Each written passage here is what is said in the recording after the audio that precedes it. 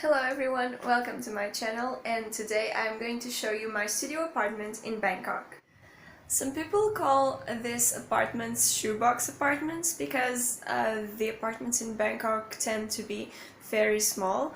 So today I'm going to show you an example of a very cheap but also very tiny apartment. Let's begin with Lord and Wee.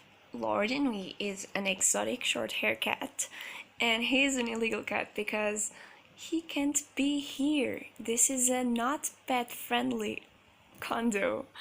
But yeah, he is very comfortable.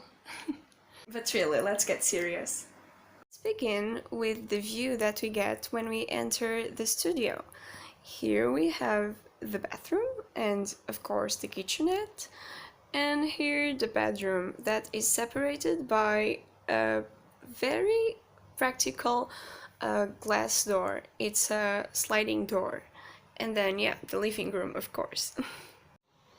Most of the apartments in Bangkok come with a TV and also, of course, some furniture, which I think doesn't happen in the European cases. Like, I wouldn't have a sofa if I were to rent an apartment in Europe or, for example, in Lisbon, where I come from. Fortunately, furniture in Bangkok is very cheap because you can get it from Lazada. I will leave you the link in the description box. For example, these shelves cost me around 20 euros, probably.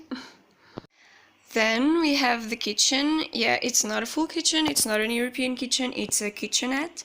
For people who like to cook like me, I think you should have a bigger kitchen. However, I found out some tricks that might get practical if you are also keen on cooking. For instance, you can get a lot of small appliances that will make your life easier. I have a frying pan that also cooks small meals. Then I have a toaster slash, yeah, this should be a waffle maker, but I don't use it as a waffle maker. And as a Portuguese person, I have to have my coffee, my Dolce Gusto coffee machine. Then I have the oven and the microwave, of course. The thing is, I like to store a lot of groceries around my kitchenette, so I had to find out storing space. I have this cabinet, but yeah, it's full already, so this wouldn't be enough for me. Then I decided to get these shoe boxes. Yeah, they are shoe boxes. They open like this. Yeah, and they're very practical to store a lot of items, and you can separate into categories like me. Like here I have popcorn and some things to eat when I'm not hungry but I feel like I need a bit of sugar. And then I have flour and random kitchen things, random kitchen items. And finally, of course, my coffee zone, which also has a lot of hot chocolate. I have my Tupperwares, of course, and then I have some small items as well, some boxes. Right next to the shoe boxes, I have more items. For example, I have knives, yeah, and these ones are very big, another big pan, and my dishes, whatever you name it. Going down, I have the sink, and since I don't have a lot of space for my dishes to dry, I decided to buy this. This is supposed to be used to store dishes like this, and I adapted it to just dry my dishes. You can get this in a store, in a Japanese store called Daiso, and it's about 60 baht, which is €1.50. Yeah, I know, it's cheap. Going down behind this door, I have some cleaning items and toilet paper, for example, some soap. Here I have my clothes that should be washed and a sliding table. So if I'm getting guests, I can just slide this open, and usually I use it for my cutlery and whatever, random items again. On top of the fridge, I have my spices, sauces, and again, random items like tea, a photo of my family when I was a baby, and wrapping foil.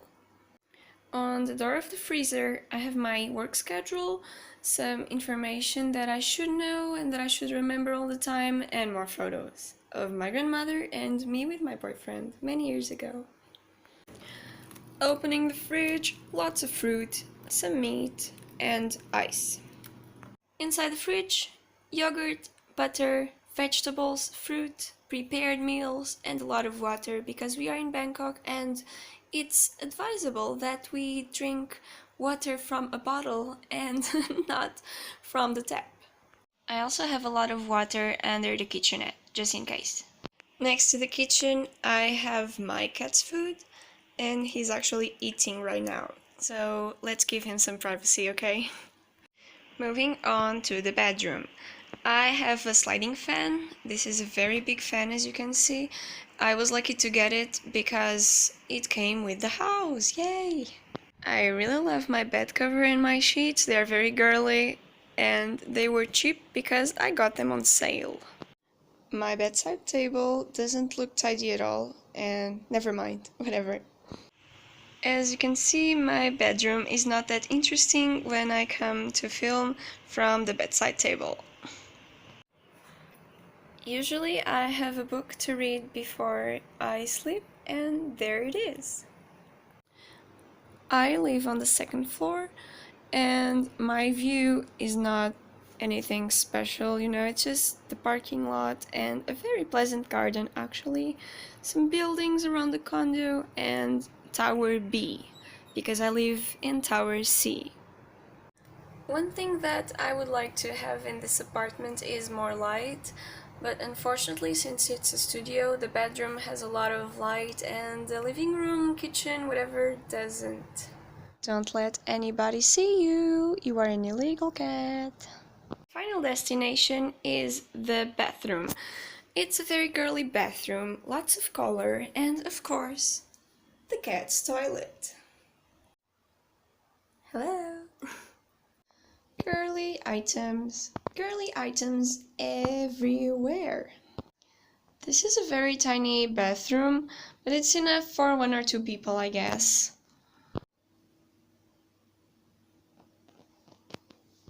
My studio is so tiny that I have to find secret places to store cleaning items.